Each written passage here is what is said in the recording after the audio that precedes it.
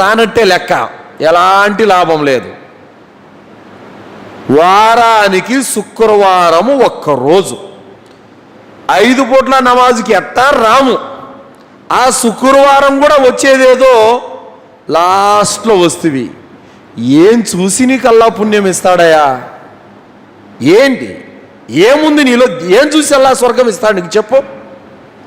ఇప్పుడు ఒక వ్యక్తి తోటలో పనిచేస్తున్నారు, సాయంత్రం దాకా పని చేస్తేనే కదా కూలిస్తాడు. ఏ పని చేయకుండానే ఉత్తుత్తిన కూలి చేస్తాడా? ఎవడు?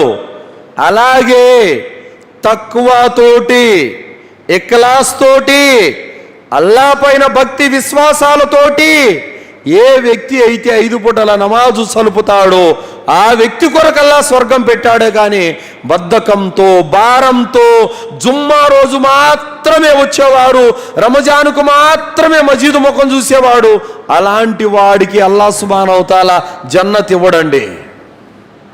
5 పూటల నమాజు ఫర్జు చేశాడు కావున 5 పూటల నమాజును మనము నిర్వర్తించాలి.